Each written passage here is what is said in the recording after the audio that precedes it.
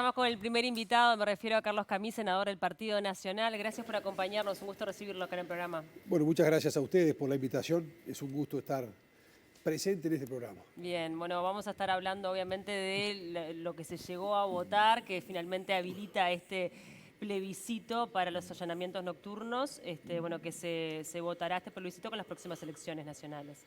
Es así. Nuestra Constitución Nacional prevé 4 maneras, 4 caminos para poder proceder a una reforma de la misma. Nosotros impulsamos este proyecto basados en el literal B del artículo 331 de la Constitución, que es la iniciativa ante la Asamblea General. El requisito que se prevé para esto es contar con la conformidad de 2/5 de la totalidad de legisladores. Es como un 40% más o menos. Es un 40% de la Asamblea General, que son 52 diputados y senadores. En esta oportunidad hemos logrado el respaldo o la conformación de 71 voluntades. Es una cifra casi del 55%, es una mayoría absoluta del Poder Legislativo.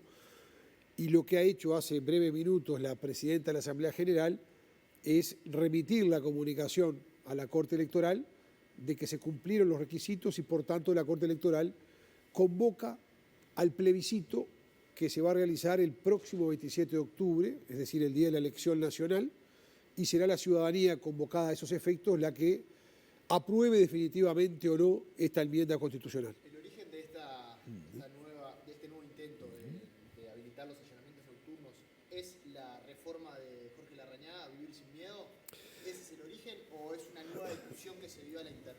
Bueno, en realidad, antes de lo que fue la campaña Vivir sin Miedo, hubieron, por lo menos en los últimos 10 años, 3 intentos de habilitar los allanamientos nocturnos. Ope Pasquet fue uno, ¿no? En el año 2012 fue, en el mes de abril, el ex diputado del MPP del Frente Amplio, el doctor Walter de León, que promovió una ley interpretativa. Ese mismo año, un mes después, en mayo del 2012, quien era entonces senador de la República, hoy diputado Ope Pasquet, del Partido Colorado. Y en abril del 2016, en la legislatura anterior, el senador Pedro Bordaberry, el ex senador Pedro Bordaberry, a través de una ley constitucional también. En el 2019 se llegó al plebiscito por la vía de la iniciativa popular. Con Jorge Larrañaga liderando el proyecto, comenzamos lo que fue recolección de firmas. Más de 400.000 firmas de ciudadanos en Uruguay posibilitaron la convocatoria del plebiscito, que fue respaldado casi por 1.100.000 personas, sí, y por escaso margen no se logró. Cerca. Pero ahí hay una diferencia, un matiz que hay que aclararlo, que me parece importante. La campaña de Vivir sin Miedo llevaba esta propuesta, pero también tenía 3 más. Sí, tenía varias. En este caso es una iniciativa puntual y concreta, habilitar los allanamientos nocturnos. ¿Y hay diferencias con las anteriores, con las de Ope Pasquet? No, el concepto es el mismo. Es decir, hoy la Constitución de la República, desde el año 1830, de nuestra primera Constitución, está vigente este cerrojo, este candado, que hace que en realidad los allanamientos nocturnos en Uruguay son válidos, sí, pero se prohíben a partir de que caiga el sol. Lo que es una cosa bastante, por lo menos en este tiempo, poco comprensible. Hace pocos días vimos el operativo bastante exitoso de la policía, sí, en el barrio Villa Española, donde hubieron detenidos, se incautó droga, armas, y eso fue un allanamiento. Eso de noche no se puede hacer. Entonces, ¿qué es lo que sucede? ¿Pero por qué volvió a insistir una cuarta vez cuando ya la población en varias ocasiones votó que no? Bueno, las 3 primeras veces en realidad no se llegó a considerar, porque no pudo obtenerse las mayorías parlamentarias necesarias. En este caso es la primera vez que, primera vez que sería que se hace. Solo el allanamiento. La ciudadanía votó una reforma distinta, porque era de 4 temas más. Y hoy en un programa de colegas de ustedes en la mañana yo señalaba, y los periodistas así lo avalaban, lo recordaban, que las encuestas de opinión de ese entonces, las muestras de opinión pública, señalaban que la mayoría de la población, casi un 75%, estaba de acuerdo con la medida de los allanamientos nocturnos, no así con otras. Okay. Sí, la que tenía como más resistencia era la que estaba vinculada con los militares. Exactamente, porque la otra que tenía una buena aprobación en la opinión pública era la de la reclusión permanente, renovable, en los casos de delitos más aberrantes, violaciones con asesinatos, etcétera. Ahora, dentro de lo que son los argumentos del Frente Amplio, que bueno, que no votaron esto, señalan por un lado, bueno, que ya se hizo la consulta y que la ciudadanía en definitiva dio la respuesta, y otro es que en realidad no se soluciona por ahí el tema, ¿no? Sí. Y lo que se hace es desviar la atención a una problemática que ya está instalada, que es el problema de la seguridad pública y que esta gestión no pudo solucionar. El primer argumento es bastante contradictorio porque, por ejemplo, hubo 2 plebiscitos de resultados contundentes donde la ciudadanía se expresó en contra de la derogación de la ley de caducidad. Sin embargo, se insistió y se logró por una ley interpretativa, es decir, se desconocieron 2 pronunciamientos populares. En ese sentido, entonces tendríamos que decir que eso estuvo mal. Yo lo que interpreto es Fue que... criticado en su momento también, ¿no? También, no en mi caso, porque yo creo que la democracia se soluciona con más democracia. Es más, esta vía que yo elegí, que es la primera vez que la Constitución de la República se va a someter a su modificación utilizando este literal B del artículo 331, la iniciativa ante la Asamblea General, es en el que el Poder Legislativo no actúa como tal, sino como poder constituyente. El poder constituyente es de mayor jerarquía que el poder legislativo. Acá lo que está haciendo el poder legislativo es habilitar la libertad que tiene la población de definir en un tema importante. Va a ser la propia población la que dirá si está a favor o está en contra. Y tenemos que hacer nuestras consideraciones. Por ejemplo, estamos hablando de una norma de 1830, hace 200 años. Por ejemplo, en Uruguay no había energía eléctrica. Vaya diferencia. Eso naturalmente hacía razonable o sensato que se diferenciara entre la noche y el día. Era impensable que una organización criminal pudiera desafiar al propio Estado cuando lo estamos advirtiendo en toda la región en el crecimiento del narcotráfico. Entonces, me parece que está muy bien que el derecho público se vaya acoplando, que vaya evolucionando con la evolución del mundo. Hoy estamos en una realidad absolutamente distinta de hace 200 años. Y de 203 países en todo el contexto mundial, y acá involucro los 193 países de Naciones Unidas y los 10 que no lo están. Solamente 4 constituciones. Uruguay, Cabo Verde, Mozambique y Guatemala establecen esta prohibición aún con orden de juez. ¿Y qué Aún con orden de qué juez. tanto contribuye este allanamiento nocturno, teniendo en cuenta que obviamente lo que se busca es luchar contra el narcotráfico, pero si miramos los países de la región, el narcotráfico está avanzando a pasos acelerados? Hay países, de verdad, al menos de América Latina, que es muy complicada la situación, en donde el allanamiento nocturno es válido. Entonces Sí, uno dice, bueno, legal. claro, entonces, ¿qué tan efectiva es esta herramienta, no? Porque... Está bien, es una mirada que yo la respeto. Yo tengo otra. Digo, este gobierno, que como todo gobierno ha tenido aciertos y cosas que no ha acertado, pero algo que se reconoce y que las estadísticas lo demuestran es los sucesivos récords año a año de cierres de bocas de venta de droga. Y se han hecho con allanamientos, pero diurnos, que tanto avanzaríamos si también se pudieran hacer de noche. Que es por lo cual todo el mundo, y porque tiene garantías, habilita los allanamientos nocturnos. Yo me pregunto, ¿quiénes se benefician del allanamiento nocturno prohibido? Los vecinos no. Yo visito los barrios de Montevideo, fundamentalmente el área metropolitana, nuestros pueblos del interior, y cada vez más vecinos y vecinas se nos acercan, diría que con temor, en silencio, a decirnos, en esa casa de allí funciona de noche una boca de venta de droga. Y usted, señora o señor, denunció, hágalo. No denuncio, porque no se puede entrar de noche, sabemos que va a seguir.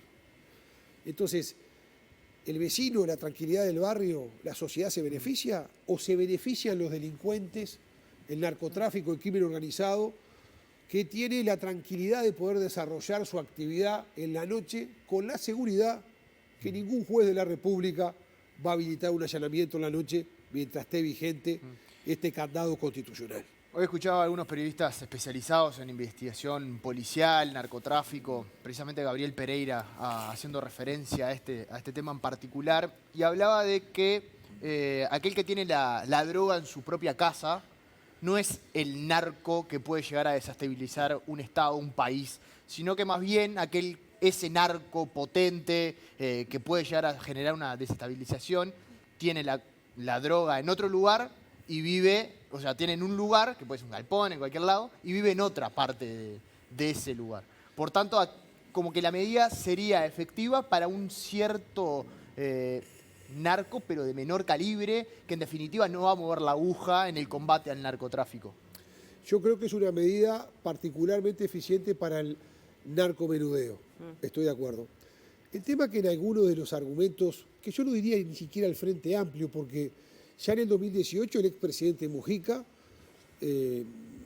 participó de la idea de los allanamientos nocturnos. El exministro Bonomi también.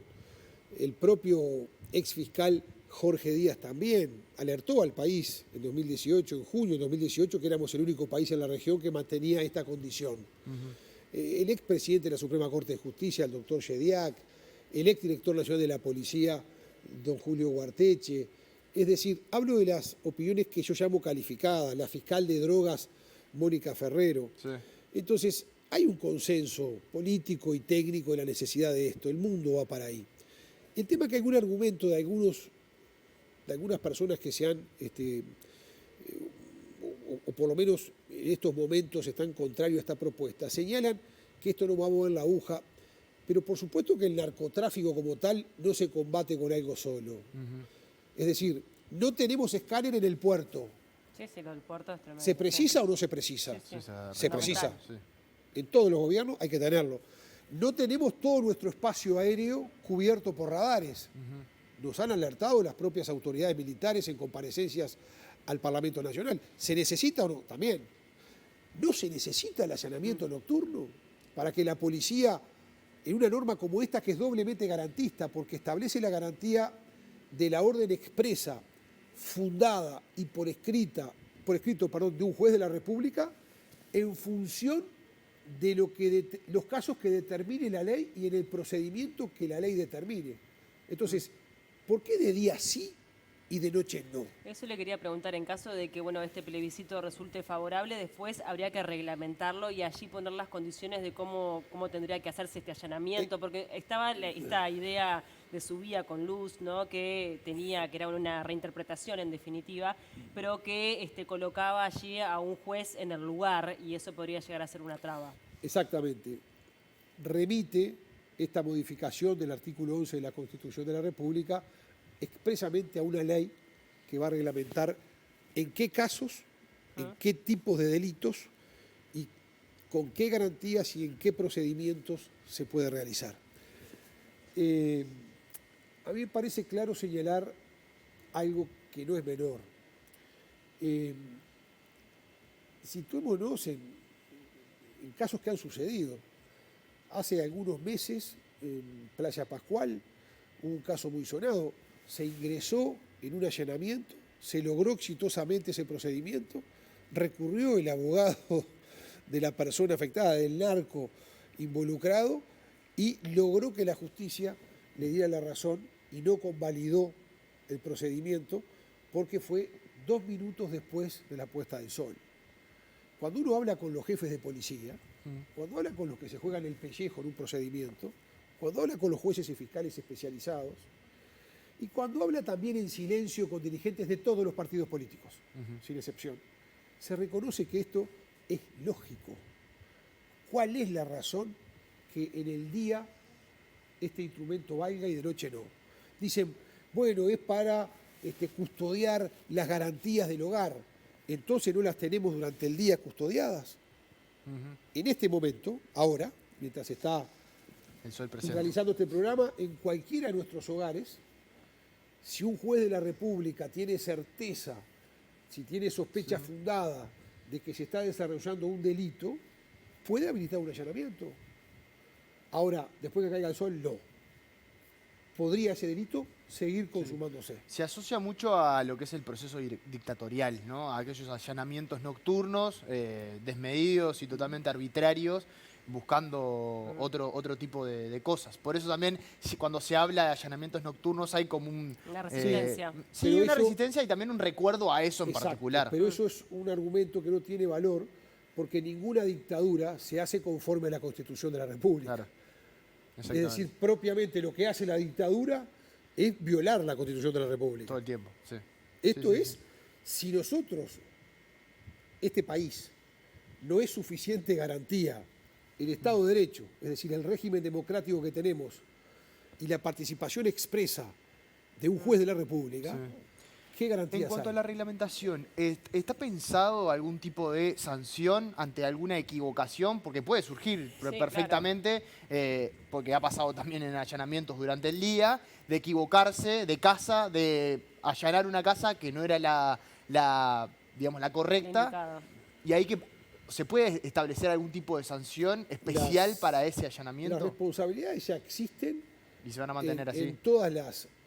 a ver, las responsabilidades no se derivan, se derivan las funciones. La responsabilidad siempre es de la jerarquía, en todo. Si mañana Inumet dice que salgamos tranquilos, que no va a haber ningún tipo de tormenta, y hay una tormenta con un huracán que arrasa medio país, hay una responsabilidad.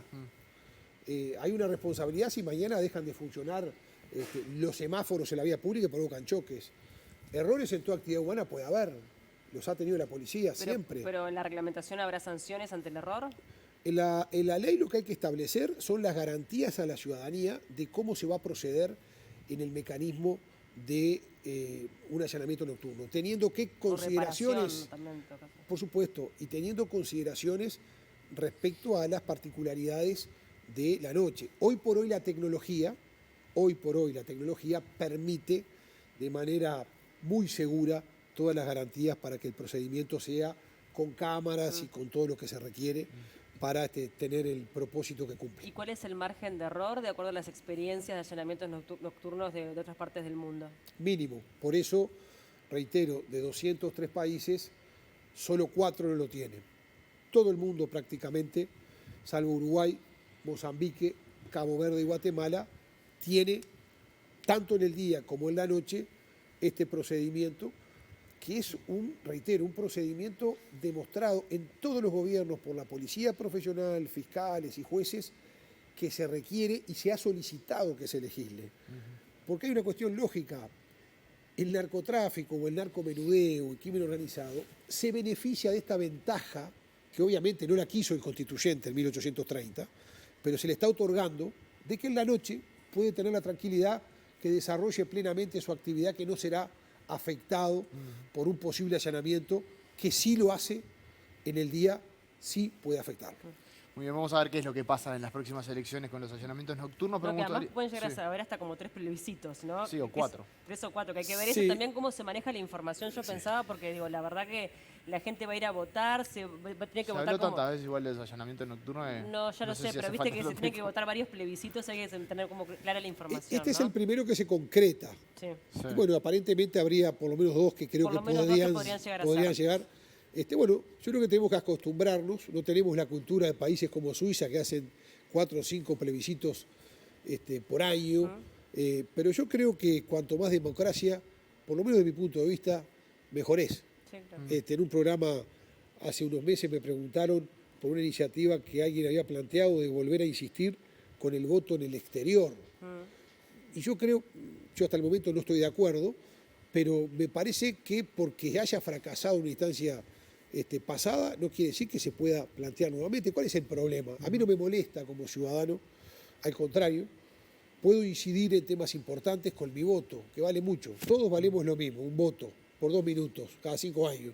Bueno, utilicémoslo de la mejor manera. Bien. Me van a matar, pero le quiero hacer la última que tiene que ver con la campaña electoral. Seguramente estaremos el año que viene hablando otra vez de política partidaria, pero le quería preguntar por el tono de la campaña. Se han registrado algunos cruces, aquel enfrentamiento dialéctico obviamente, entre el presidente y Yamandu Orsi. ¿Cómo la ves para el año que viene a nivel discursivo? Espero, yo lo trato de hacer, puedo hablarlo desde el punto de vista personal, Espero que Lo el siento, Uruguay pero no mantenga oigo bien lo lo que que ha sido un dices. rasgo distintivo, diferencial de nuestro sistema político, que ha consolidado la democracia y la república, los partidos tan antiguos que tenemos. Somos una democracia de partido, entre otras cosas porque hemos siempre considerado el tenor de la confrontación limitándolo a las ideas y no elevando el tono o faltando respeto o pasando límites que son más comunes en otros países de la región. Yo hace poco señalaba, prácticamente no quedan partidos como en Uruguay, por supuesto los tradicionales que son los más viejos del mundo, pero el Frente Amplio tiene más de 50 años. Si uno va a los países de la región, casi que son siglas que cambian cada 5 años. Sí. Nosotros tenemos una democracia importante, una república consolidada, que tenemos que estar orgullosos, y creo que los políticos, quienes aspiran a ser representantes o lo son de la ciudadanía, son los que tienen que liderar con el ejemplo, el tono, el perfil de la campaña. Yo tengo confianza y espero, y vamos a aportar a que ese debate sea de esa manera. Entre otras cosas, porque para que la democracia funcione, tiene que pasar esto que pasa en Uruguay. Lo dije hace poco en el Senado, 20 años de este siglo y han gobernado 3 partidos. Yo estoy muy orgulloso de eso. Ha funcionado la democracia, sabemos que en esto se están definiendo las elecciones por poco margen, entonces me parece que la ponderación, el equilibrio, el diálogo político, incluso el entender que todos los partidos son frentes. Por eso en Uruguay tenemos partidos tan buenos. ¿Y le sorprendió todas las críticas que recibió la incorporación de Fossati? Bueno, yo también recibí muchos halagos. A ver, la doctora Fossati ingresó a Alianza Nacional y creo que es un aporte, yo lo señalé el día de la incorporación y la comunicación al sistema político. 32 años de trayectoria como juez de la República, como fiscal de la Nación, honesta intelectualmente, valiente, una mujer de coraje, íntegra, ha tenido una trayectoria intachable, profesional en el ejercicio de la función. Creo que eso aporta al sistema político. También hubo una ex fiscal que se incorporó a una candidatura presidencial del Frente Amplio. La criticaron, a mí me parece que está bien, creo que aportan. Son personas con mucha formación en temas importantes, por ejemplo, que tiene que ver con la seguridad. En mi caso, puedo decir lo contrario. Creo que hubo unas críticas sin duda, no desconozco. Estamos en lo que hablábamos, en un país Pequeño. radicalizado, o que tiende a eso, pero me parece que es un aporte muy importante, una mujer inteligente y que nos va a aportar mucho. Muchas gracias por el tiempo, fue un gusto recibirlo. Gracias a ustedes, como siempre, muy amables. Felices fiestas también. Sí.